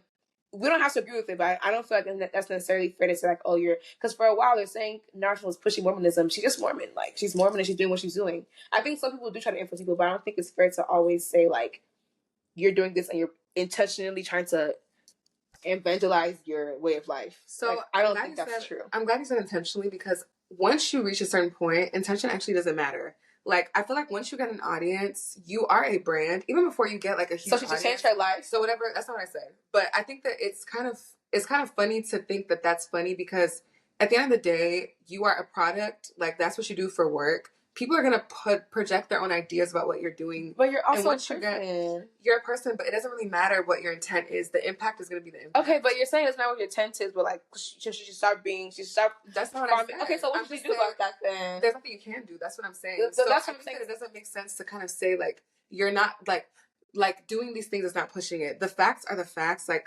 you're going to influence who you're going to influence. You don't really have control over that once you reach and I get that. There is influence because you haven't reached, but I'm saying... I don't think you can't say someone's intentionally. It's one thing to say someone's intentionally pushing some propaganda versus people are getting influenced that comes to their page. It's not the same thing at all. Yeah, that's why I harped on what you said about intention. Like, but I think intention does matter when you're saying they are pushing. Like, you're literally saying they're intentionally doing it. I think that people are really like people that Nari Smith, and we talked about that in an episode. People were saying she was intentionally. You can't say someone's intentionally doing it if they're not. And the thing is, Nara is not this lady, right? No, I'm just saying as an example. I get what you're saying, but in that case, I'm so sorry. Like, Nara doesn't even really, what she does is just make stuff from scratch. Yeah. This lady doesn't just make stuff from scratch. Like, I feel like because of things like even this article, like, because she's always in the news for like, okay, my husband did this and my husband did that. Nara doesn't get personal with what Lucky and her do with the kids. If you're saying to people, I wanted this and my husband gave me this, or like, you're kind of inviting opinions. I don't think that's true though, because she has probably like 4 times the following as Nara, and Nara does do interviews. She started doing interviews now that she's growing. But not her and Lucky. I didn't say interviews though. I'm talking about making things personal. Like, she talks about, but they are making things personal now, I think. But like, okay, but like in this instance, for instance, when we're reading the article, and like even when you said like the first you heard of her outrage was like about the tickets versus the thing. Yeah. Nara will not tell you, I wanted this for my birthday. My husband did. The most she'll give you is a cute vlog. And so I feel like that's I don't think that's fair though, because Nara will be like, and you know what? That's the thing too. I think it's fact that like Nara's situation just isn't as extreme as in like there's not 8 kids, but in the same way though. But I don't think just because it's not as extreme doesn't mean I feel like they're doing the same thing in the way that like they're making content about their life. Nara obviously makes a point to make everyone know that he does work too, but that's her reality. They live in the suburbs, the different kind of life. But hold on, wait, because she'll say like, oh yeah, I was feeling exhausted, so Lucky took me out, blah blah blah, or this and that. Like I've been wanting this, so Lucky took me. She does that too, but they live a different kind of life. I feel like if she's just doing that in her life, we can't say she's pushing. I don't know. I just think it's fair to say she's always pushing or promoting something, or they're just showing their life. My thing was always because they're both just showing their life. The impact is still the impact. Like I get what you're saying about. I'm not saying the impact isn't there. I'm just saying impact is not there. Yeah, I'm not saying impact is not there because even with Nara, even if because we both said that she's not over here reading Mormon texts, but people if they like you, they might get interested and look into it because they like you. It's influence. Mm-hmm. I'm not saying there's no impact. I'm saying that. Because even with this Times article, it was very biased. I'm saying to say that she's pushing trad content is not the same thing as saying she's has impact. That's I don't know. I'm just saying the thing is the impact is one thing, the intention is one thing. I don't think that's her intention. But pushing is doing a lot of heavy lifting because if there's a definition of what tradwife content is, and we all know what that is, and even if she's denouncing it in an article or denouncing this is not what I'm doing, if you are creating the definition of that content and you're pushing it to an audience, you are pushing it. That's just what it is. I don't know. Especially if you have almost 10 million followers. It doesn't really... Okay, so but my thing is everyone is saying, okay, she's pushing... this is her life. We don't have to agree with her life or whatever. We don't agree with her life. But I don't think it's fair to make her the face of I don't know, like. But wait, the thing is, you are, once you reach a certain level, a certain stratosphere, you do just by offensive. numbers. No, I get it. I'm just saying I don't think that part of it is fair. Is what I'm saying. Life isn't fair. That's just how it is, though. Yeah, I don't think it's fair. I think impact is impact. Yeah, because she has a lot of followers, but I don't think it's fair to put all that on her. It's not fair, and it's also not fair that she has 9 million and Nara has half of that. Like, things we could do a lot is the fair. But I think she's. Yeah, I don't know. It's just crazy because I think everything is just a matter of timing and how the public feels at that time. Also because if all this was happening, I'm sure they loved her at one point until they started talking so much about what they had going on. But even in general, like, I feel like everything is a matter of what time in history is it happening, because that's what really just makes it more favorable, or like, oh my gosh, jump scare. And really? That's why I think that, like, that's a good point, and I agree with that. And I feel like now, because tradwife content has increased, it's like fascism. It's kind of like a post-Trump, like late Trump, post-Trump thing. Mm-hmm. And it's kind of like because tradwife aligns with like the conservative ideals of what a family is, and everything. It's all cyclical, like we always say. So it makes sense. And people are still, she has haters for sure. She has people that we live in 2024 for sure. But she has a lot of support. She has 9 million followers. Yeah. She has a lot of people. But one thing with TikTok too, though, I've noticed though, especially with this whole Netta and Charles fiasco. Wait, how did they now enter? Yeah. I think a lot of times, one thing about TikTok, like Instagram and Twitter in some way as well, people follow because they actually like you and they want to see what the hell's going on here. They want to see your posts. TikTok can just be like nosiness. It can be a hate follow. Like, I want to see this so I can hate on it and make sure I could comment that I hate it as soon as I see it. It can be, I love this, I want to be this. It can be, oh, this is interesting. It can be, like, you're cooking. I want to, like, there's so many different reasons people follow people on Instagram. I mean, on TikTok, I feel like versus other apps. So, because looking at her comments, I don't think she has much support. I can't lie to you. Like, I saw more sympathizers and, like, than anything. I feel like that we kind of know because now TikTok goes on views, though. Yeah, views, but also the comments we see are tailored to how we kind of think. So I feel like that's true. It does change it. That's true. There's a whole other side of her supporters that we're not seeing. That's true. Because your phone knows you and what you believe and what you think. So we're not going to see.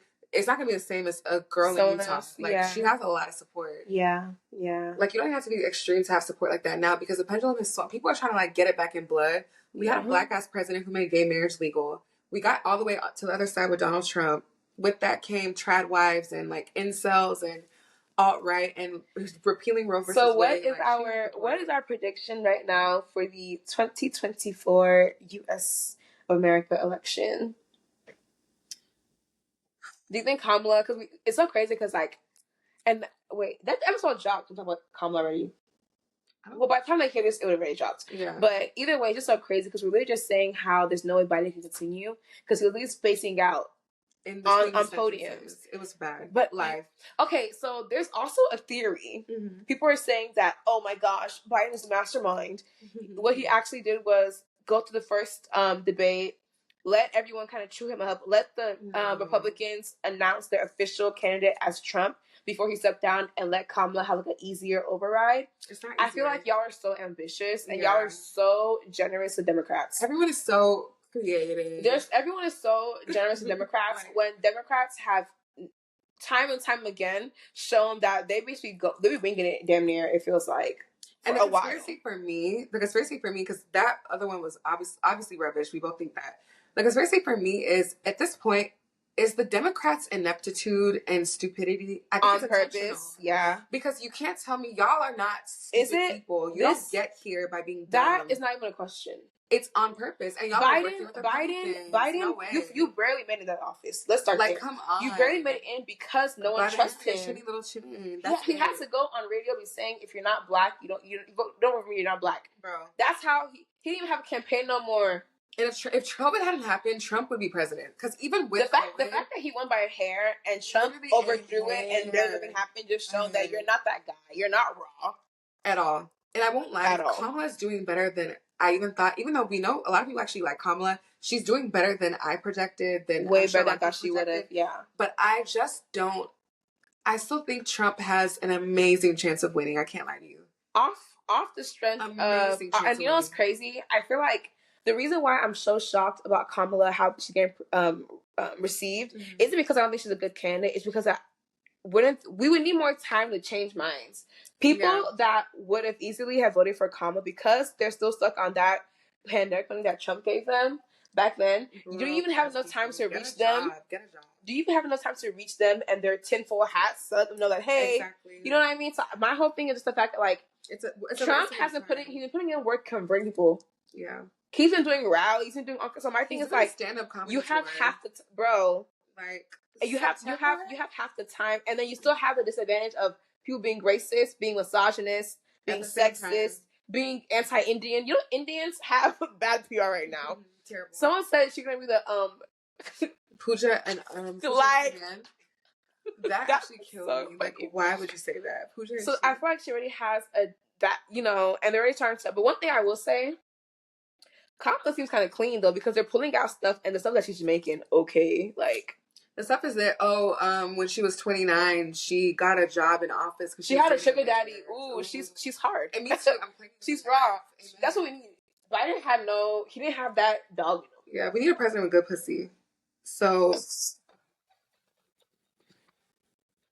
representation matters. IBT wants to see ourselves in the White Office. Oh my gosh, in the Oval Office.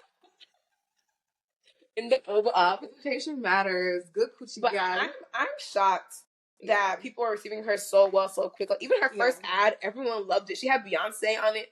People were a big fan of Beyonce. People loved it. I actually hated it. I didn't watch the full thing. It was too long. It was so corny. But I hated it. But people loved it. Yeah. I was like, wow. So she got the corny millennials ages 29 to 37. I think everyone who loved Obama by default will roll over and love Kamala. They're the same type of black. You know what I mean? Yeah.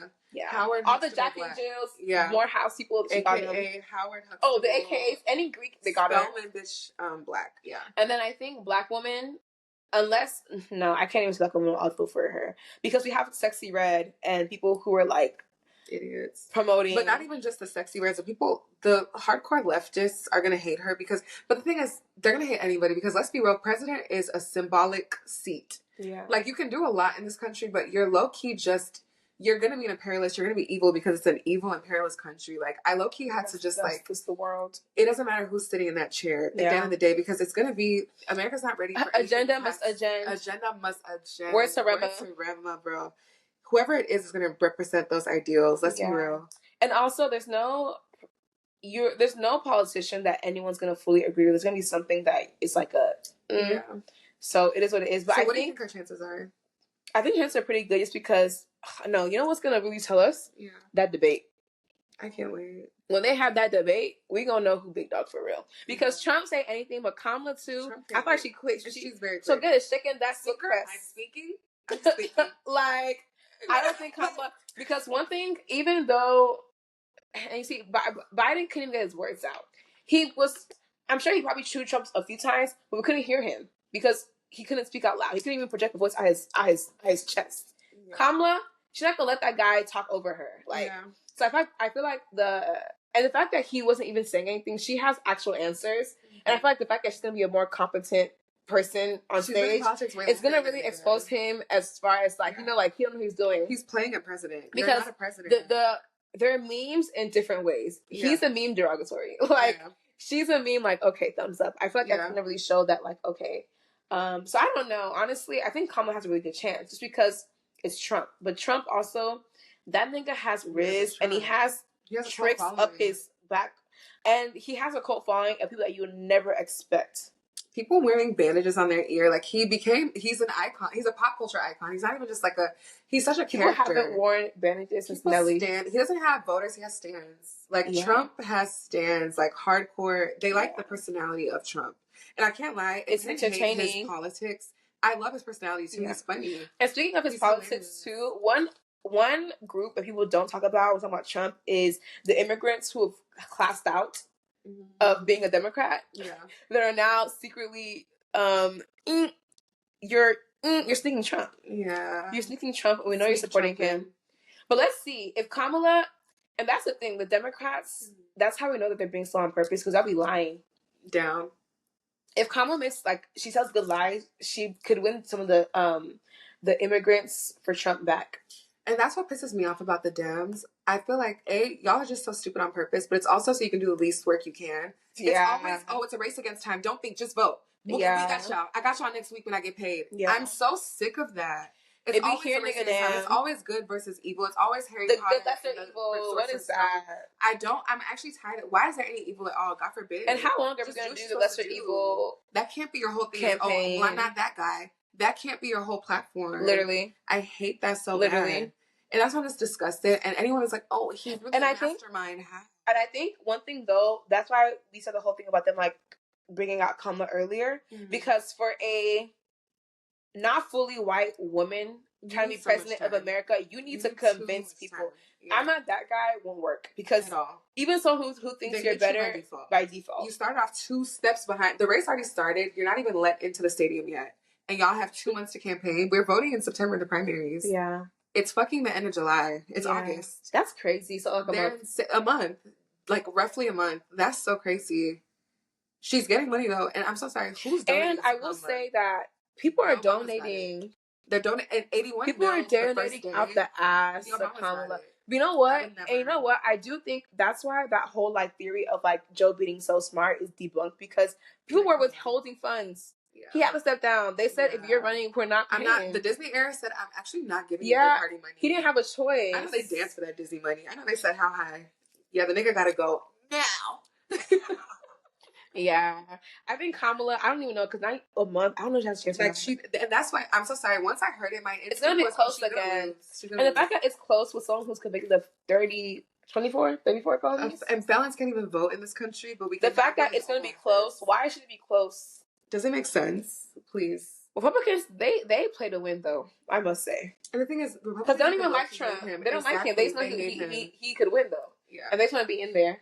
That's so Democrats, y'all don't be in there for real. And when y'all get in there, y'all be twiddling your thumbs. And that's what pisses me off, because it's like, okay, you're sucking someone's dick. You don't care because it profits you not to care.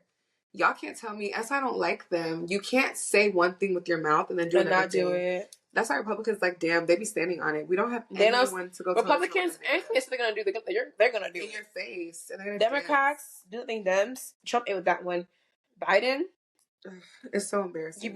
Mind you, you're knocking the pitcher of water over and running out my loans. I didn't forget. Bring that ass back. Bro, not so fast. Not so fast. Let's have it. So soon. Where are you going?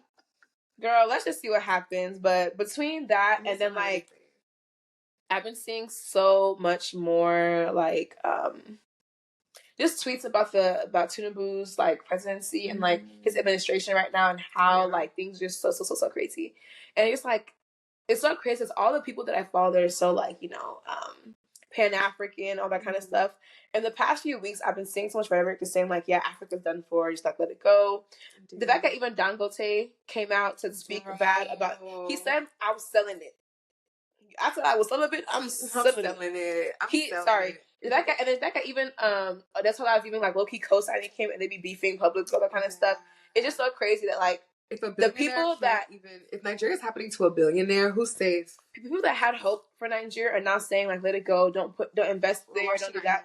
It's just really, really sad. And it's like, even now, like, when I think about, like, my future and all the things I want to have, I'm low key starting to, like, cut that out of my plans. Because it sucks so bad. You know, like, it doesn't. And to even be able to cut it out your plans, hey, God. Because the way at the same time, every country is shutting their doors to Nigerians is actually so crazy. And what's crazy is, oh my gosh, I just want to see what's going to happen with immigration and migration laws. I feel like ever since COVID, people have been moving at exponentially. People are on their second, third countries. Yeah. And not even just, like, people moving out of, like, Nigeria. Forget jackpot, just on a general level. Yeah. People are leaving the Americas to go to Europe. People leaving Europe to go to America, Dubai, Canada. Like, I heard Canada's unemployment is, I haven't seen any data, but I've been seeing people say it's crazy there. People are leaving the UK because Brexit messed them up. Yeah. People are going to the UAE now because they don't want taxes. From London, because they're like, where are our taxes going? Yeah. That's so crazy. Yeah. It's just so crazy. I'm really interested to see, like, how these new, because it seems like, you know, a lot of major world players are phasing into new presidencies and into new, like, not regimes, but, like, new areas. As far as, like, even, like, all these wars happening, nothing's the same after a whole war. Ever. I just want to see how political relations continue and all that kind of stuff. I have a question. As time goes on. So, you just mentioned, like, I mean, things are hard, like, worldwide, of course, and Japa is a worldwide thing. Yeah. Do you think that this epidemic of like, because usually it's like what young working professionals like with good jobs that are able to even do this and like go to like, let's say like the UAE for better taxes, or go to a different like country because like then people are moving to Spain or like Italy or whatever. I've even seen people like going to Mexico and like working, living there for like 6 months, just working, buying like a nice place. Oh my gosh, Brazil's starting they're starting a visa for people. Like, I think you have to prove that you've worked somewhere before, like out of the country, and then you have to prove you have some amount in your account, and they're like allowing stays for I think up to like 4 years. That's crazy. It's becoming a thing. So, do you think that people leaving their overwhelmingly like Western countries, I'm not talking about the global South now, we already know that kind of immigration. Do you think this kind of immigration where it's people coming from wealthy, powerful from third world countries, somewhat developing? No, from developed countries that are already kind of developed, but they're sucking to moving into like, like exactly. Like, do you think that that's like neo-colonialism? Like, do you think that's the new like outpricing natives? And I've seen a lot of rhetoric on that, especially in Bali. Let me tell you, when I went to Bali, it was I've never met that many Australians in my life, that many Russians in my life. It's like they're like the second biggest group of population. And they're just telling me how like to them it's like they're Cancun. It's right there. So like they'll be. We met a family and they're there for like a month. People be out there like, oh yeah, I've been here for 3 years. It's crazy. And I'm just like, whoa. And whenever I see all these people, like, I'm not seeing people getting in trouble because they're like, oh, I didn't know you had to like people just leave and say, oh, it's cheaper. Let me just stay. And they'll be making TikToks and trying to get people to come over. First of all, you need documentation. Number one. Number two, who sent you to invite people to? It's not your country. And then number two, one thing about just gentrification in general. Example, people moving to New York and now Brooklyn is like not what it was. Example, Afrochella and all those big events coming to Accra and now in the capital of Ghana, people are getting priced out. Et cetera, et cetera, et cetera. I think that's just, it sucks with the downside of things. I think it's wrong, especially when you're coming from a different country and like you're purposely kind of like evading, like you're sticking your way through. You're facing the consequences of living in a country, but you're reaping the benefits because you can just outprice them of their places. Exactly, and like, I also think that even whenever it is legal, even do like the legal way, it still will impact them in a bad way. I think it's one thing to leave your home and go work somewhere for 6 months, or even become a nomad and work virtually, versus to. But then again, at the same time too. The world is everyone's to live in. So I feel like at the same time too, like if you decide to uproot your family, but so it is. But so do you think that it's wrong for someone to uproot their whole family, like we're moving here and like as in like they're moving there and like not like a thing where like a short term stay, but like they want to relocate and like forever. Like but where are they coming from and where are they going? Let's say from the West. Let's say for example, like an Australian family saying they want to like, we're getting priced. Okay, let's take a British family because UK's really expensive right now. They're saying it's getting too priced out and like they raise all our fees and we can't afford to live here anymore.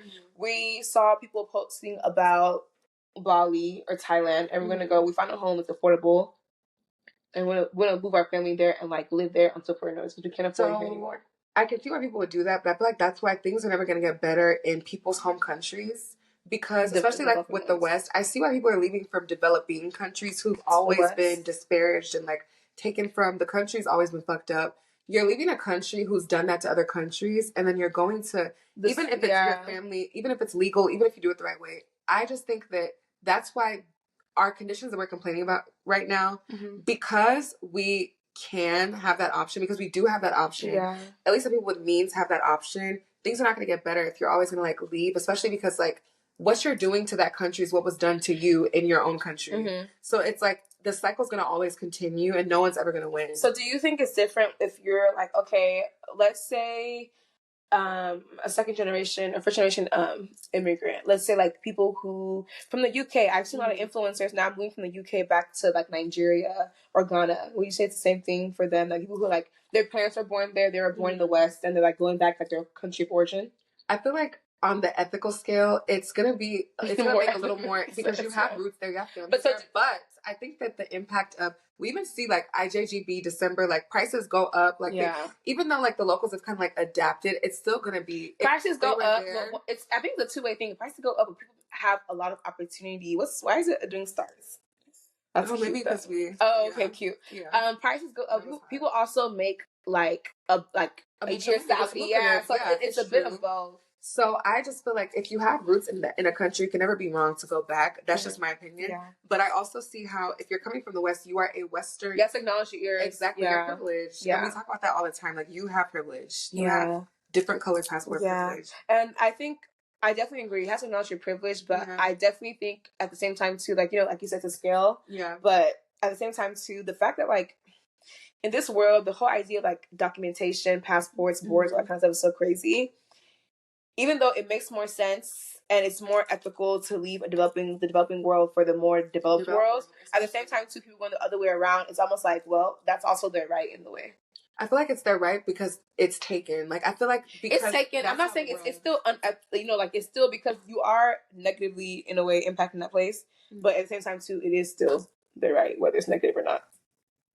I think that it's like a double, like the developing world to the, it's not even a double-edged sword. I feel like it's double fucking up the country. Yeah. Because that country has a history of fucking up the country that you're going to. So what do you say about the places where that they're inviting them, though? Because a lot of them, the locals don't think what their governments do. Yeah, and that's the thing, though. Like, you shouldn't, just because something's legal doesn't mean it's right. Yeah. So the governments, when have governments ever given a fuck what the people want? Because Hawaii is a great example. Hawaiians have been saying who should not come, don't come. But at the same time, the governments want that tourism money. So I think it's just a bit of like, and I think it's one of those things where it's subjective, case by case, and it's also a matter of people are gonna, like you said, think, do I want to go to Hawaii? They say don't come, and they have to make up their mind, and it's just like that's just what it is. Because if it's legal, you can't stop them. But some people are actually gonna like, I'm not doing that because it's because it's not ethical. So it just is one of those things. I feel like at the end of the day. Mm-hmm. Do you think you can do that? Like live somewhere? Let's say like not the. First of all, I feel like once you're like Black and a woman and all that kind of stuff, like is anything I'm doing really? I can move to Bali and live there. It wouldn't be as evil. But if I wouldn't, I'm not saying I would. I was gonna ask, would you ever live somewhere and pick and go? And then I was gonna say it's not even unethical for us to do that. I couldn't see it as unethical. Like where am I gonna move to that? Anywhere I'd be minority it's not Africa. So it wouldn't even be an advantage to me in a way. I don't even see how it would be like on the scale of like evilness, I wouldn't even feel evil doing that. You know what I mean? I wouldn't either personally, to be honest, if I'm thinking about it. But like also because I don't systemically have that. Like I don't, what you said about Black women, I'm so sorry. Sometimes identity politics, that's just how I feel. Like, what do you mean? On a global scale, I'm a Black woman. That's what I'm saying. No, literally. So I don't think that. Like, but would you? Obviously, I don't think either one of us is moving to Thailand. No shade to they're so sweet out there. Mm. You know this new hand heart? I'm really struggling to like the gang one or that one. You do it so easy. How can't you do it? I mean, I don't have to think about it. Yeah, I've been thinking about it. I like. Why can't we just stick to the basics?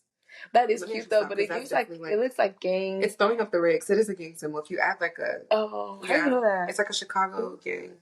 Imagine. Wait. Anyway, that's what I was saying. Love the Thai people. They're so sweet. Yeah. But I don't think if we were to move out the country, it would not be to the Asias. Well, it wouldn't be to Thailand. Mm-hmm. So outside that place in the world, do you think you could ever like move up and live somewhere? Being a full, I can see. I'm just not really. I like the idea of like moving. Like I like having a home base and then like kind of like leaving. I can't see myself permanently a citizen in anywhere in this world. Like forever, no. I can see like extended stay, maybe like do like a few months, but living there, no. I think I agree with that. I think anywhere that I go that isn't home, and damn, that actually includes Nigeria. If I don't know when I'm leaving, I'm there. I'm held hostage, actually. Yeah. Like this is like I'm so sorry. And it's so crazy because I saw this video about how Simi and they couldn't go. You know, they've in Houston. So they stayed a few months in Nigeria with their daughter, and the daughter was like in the backseat, like, I'm so happy to be home. I love Chick-fil-A. I love you, America. I missed your home. And she was like, and everyone was like laughing. But I'm so sorry. Once you spend more than 2 weeks out the country, you damn near want to kiss the American soil when you get back. It's like, hey, let's be American. USA. Where we said I'm free. America. Sorry. Like, it just is what it is. But I definitely do want to explore more of the world. And I do like the idea of extended stays in different places. Something I really hope I'm able to do, like, in the near future, all that kind of stuff. But I think it's just, like, in life, like, it would be so fun to, like, do you think you would want to travel with your kids? I actually want, it's a must. Like, it's not even like a want. I think it's very imperative. Like, that's something I definitely want to do with my children. Definitely. Not just because they're giving language classes, but just like the exposure. Yeah, no. Like make it a thing and the memories. Literally. I actually can't wait. My niece and nephew, they get a trip every other year, and they're so experienced and like exposed. Cultured. Exactly. And I see people also about how like, oh, like people that don't really want kids, all that kind of stuff. Talk about how, like, you know, traveling with kids is horrible. Like once you have kids, you can't travel. But I see people also talking about like that's not true. Like just taking with you. Literally. And one of my coworkers saying like, yeah, people say all the time, like, you know, when they're younger, it might become annoying, but like you're taking with you. And the thing is, kids are gonna grow now. Like she was really like, it's taking with you and bring with their grandmas, like. And you'll be okay. Like if you want to do, you're gonna do it. You know, and I'm so sorry. They're gonna be annoying. Let them be. If you can have the means, let them be annoying somewhere else where there's at least we have the memory of you being annoying and freaking. And you have to learn how to control the annoyance, which is another part. Yeah. Like, and I think in mature sense, you'll learn to interact with different kinds of people. Yeah, so I definitely agree. I love it. I can't wait because there's not time you go somewhere new you don't learn something unless you just don't want to. You're gonna learn something. Yeah, and even just like. You can't not just because even like social and even just like, you know, like when you go somewhere and you have to like acclimate to like the things that you don't even realize are so second nature. Yeah. As you get somewhere else where it's not and you're like, wow. These are new customs. And it's so interesting, like we're actually such social creatures. Yeah. That's why it's a personality disorder when you're not, because we're so automatically you're going to adapt kind of and like be the kind of human being. You're gonna reach out to be reached. Words of the Future by Naomi Alderman. That book. It's so human to want to connect with other people. I love it so much. You're going to find something in common. I love it. Y'all, that's low-key why I love starting over at new jobs. I love to leave a job and meet new people and have a new environment and like become really close, like form those bonds. Back to Love Island. That's another reason I think that like the bonds are so strong on that show. It's just them. I honestly think the friendships really were at the start of the show more than like the love connection. I agree. All right, y'all. So that's been our end. Tell us what y'all think about being a digital, like being a nomad, both digitally and like in person. Like, how do y'all feel about that? Do you think it's ethical?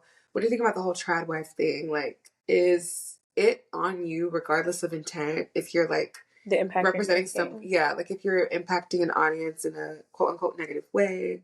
What do y'all think about the whole tradwife thing? Like, would you be a stay-at-home 8-kid mother? I don't know. Let us know. I have a closing thought. Okay.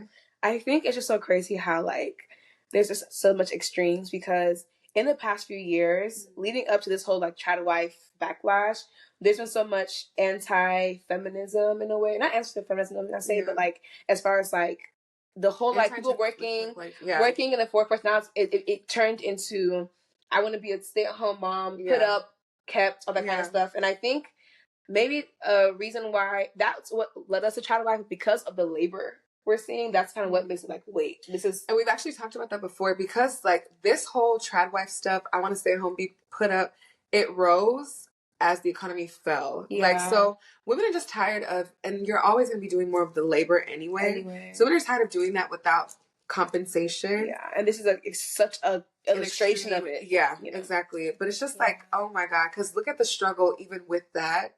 And I get annoyed when people try to like, especially men, they try to like, oh, okay, well, y'all hoes gonna get beat up. Not everyone that's providing is actually beating somebody between the washer and the dryer. Mm-hmm. That's not everyone's reality. But it does make you think, like, damn, 1% of the 1%, the power that has, the impact that has. Like, what does this mean? What does it mean for us? Let us know what it means to you. Yeah. All right. And that's where I end it. Bye. XOXO.